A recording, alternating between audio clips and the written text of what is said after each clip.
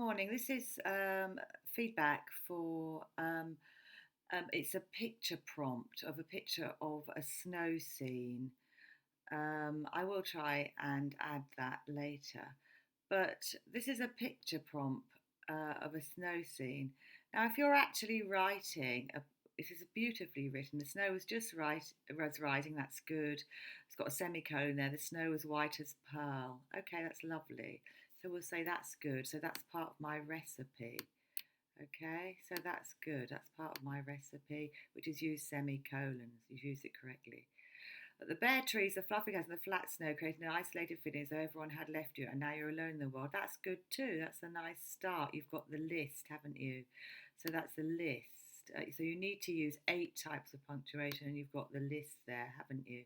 So we like that. The sun was glittering on the snow surface, which had no footprints. The sun was glittering on it, which had no foot. So that's actually needs rereading. You need to proofread, okay? So proofread that because actually, um, yeah, you need to proofread that because the sun was glittering on the snow surface, which had no footprints. You need to get rid of that. The snow, comma. So you need to make that a bracketed comma.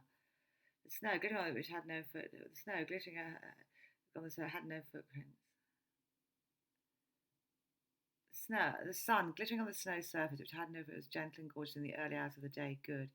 The leafless leaves gave to rustle. Okay, it's not quite correct, but I quite like it. Rustled. To be honest, this is an English exam. So this is a proofreading. Proofread. So the point is, you do always need to proofread. Read it out loud.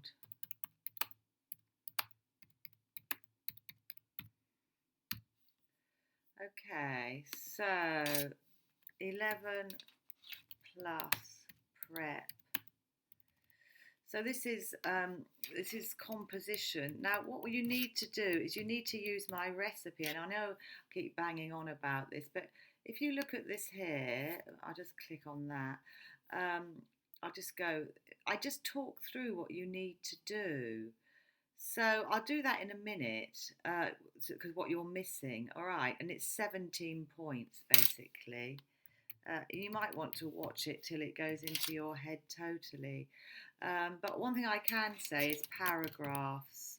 You don't ever do one paragraph. You need at least 3. The soft sparkling snow on top of the moist squished grass underneath. Hang on. So the leafless trees rustled, but the birds had no effect on this and continued chirping away in their nests. Okay. There's a comma there, isn't it? Because it's a fanboys. Fanboys, remember that are so fanboys, which means that for and nor, but, or yet. So if you put them in a sentence to link together 2 parts of a compound sentence, you need a comma. You could not hear any other noise in the park. Okay, so you've got a nice bit of direct address. Good, good. I'll give you red, that's good. Direct address, good. You could not hear any other noise in the park. The soft sparkling snow is out on top of the moist squish grass underneath. The untracked wispy snow would not melt to let the small lush green grass breathe. It's not to breathe, it's breathe. Okay. Nice though, it's a great image. Okay, I really like the image. The soft sparkling sand on top of the moist squish grass underneath. The untracked wispy snow would not melt to let the small lush green grass breathe. You might probably want some commas there. And probably you want the word fragile there. Sorry, yeah, I like small lush, but small lush green, lush. So yeah, obviously you're saying if it's the lush grass, it can't be winter. It must have just fallen. The frozen form of precipitation started to fall and created a misty and foggy scene. Oh right, well okay, that's a lovely long word, isn't it? We want a new paragraph though, because it's a new subject, isn't it? The frozen form of precipitation started to fall and created a misty and foggy scene. It began to fall from the sky at a fast rate, and then all of a sudden it stopped. And then all of a sudden it stopped. We want a comma there because that's a fanboys. Nice though. I'm liking it, but yeah, so that's a comma, fanboys. When the wisdom fog had disappeared, and when there is and made the part more clearer, made the club part. That's a bit clunky, isn't it? We need to rephrase that.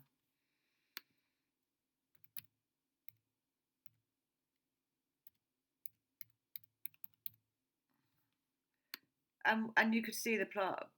You could see the part more clearly. You could see the limitless snow had risen at least another foot. The now snow, knee-deep snow, laying carefully on the grass, doing nothing. The smooth sheets of snow slept on the grass uninterrupted. Okay, we could probably put a new paragraph there. The now knee-deep, and so that would be hyphenated. Snow, laying carefully on the grass. Hang on, so laying grass, comma. So that's actually, you could have that,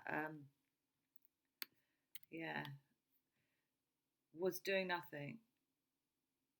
The now knee-deep snow laying carefully on the grass was doing nothing. Was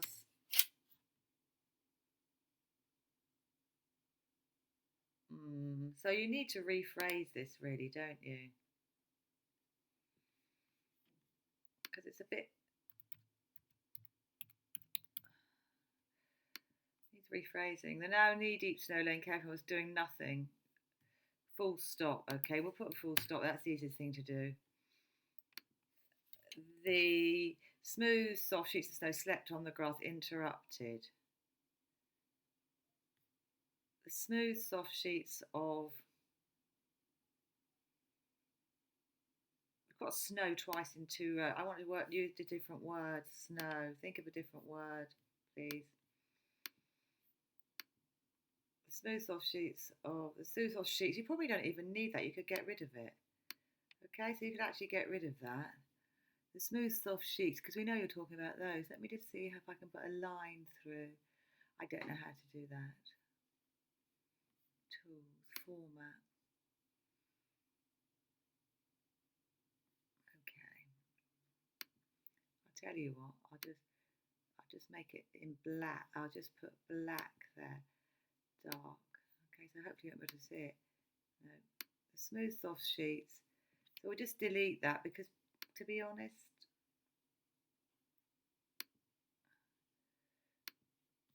there we are. The smooth, soft sheets of snow slept on the grass uninterrupted and undisturbed. Okay, undisturbed is one word, isn't it? By monstrous people taking all the snow for other uses. The smooth sheets slept on the smooth, soft sheets of snow. Smooth, soft sheets slept on the grass uninterrupted and undisturbed by monstrous people taking it.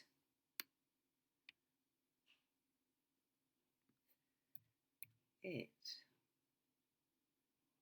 Yeah, it. You need to put it there. You need to use the pronoun it for other uses. And what I'm going to add here, and then probably it was deeply peaceful here. Okay, so short and long sentences. Short and long. So that's a short sentence that I've added. Okay. So you could actually add rhetorical questions. I suggest you listen to this again, my video. But I think rhetorical questions. Don't you just love snow? Snow. It just. Don't you think snow changes the world?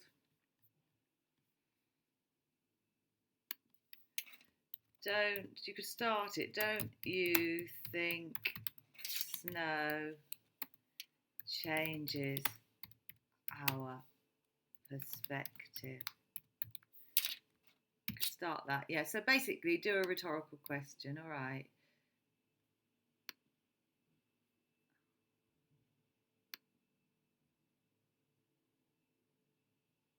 Don't you think snow changes? Oh, let me just talk.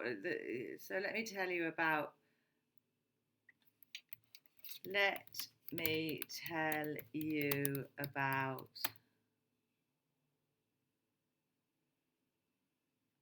peace.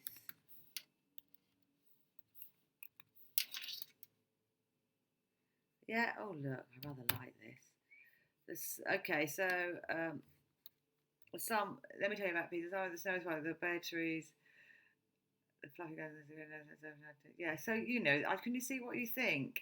Yeah. So basically, I've actually added. Um, don't use the word gorgeous really, because also that's a vague word. All right. So I would say if you wanted to, to do this, gorgeous. Um, it's a vague adjective. Was it glittering? Was it bright?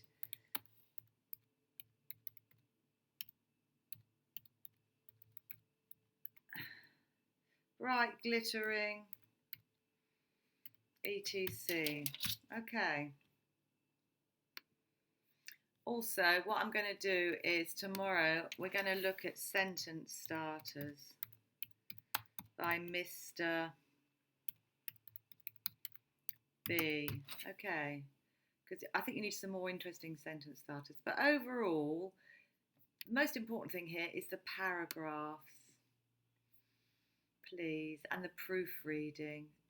You mustn't forget paragraphs, and you mustn't forget proofreading. But you've got some lovely ideas in there, really lovely. Feeling hopeful, feeling very hopeful. Well done. I'll just add Mr. B quickly. So there's Miss Snow. That's the one you want to be looking at for the template. And I'll just get Mr. B sentence starters.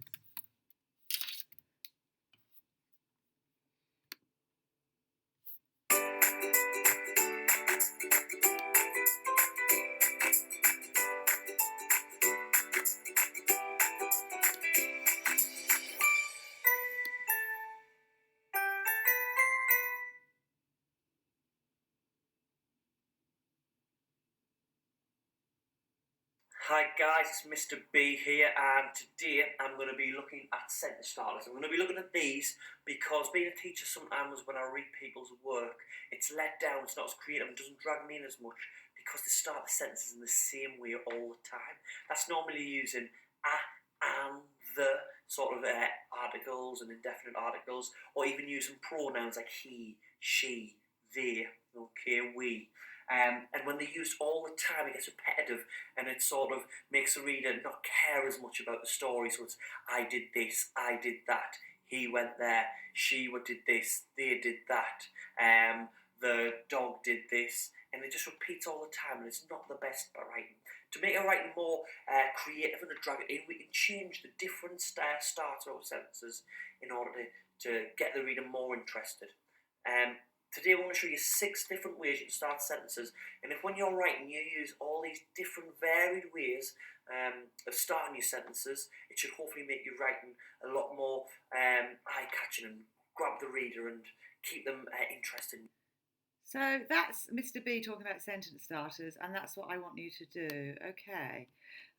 We'll watch that video, and then you're going to just perhaps, because you've got the all the way through. Or it. So yes, yeah. So just it's a good idea to use different sentence starters. Okay. So I hope that's helpful, and you can watch that over and over again. And make sure you watch Mr. B's sentence starter, which I haven't actually put in there. Command V. And then my video as well. And yeah, you should be. It should be very useful for you. Okay. See you later.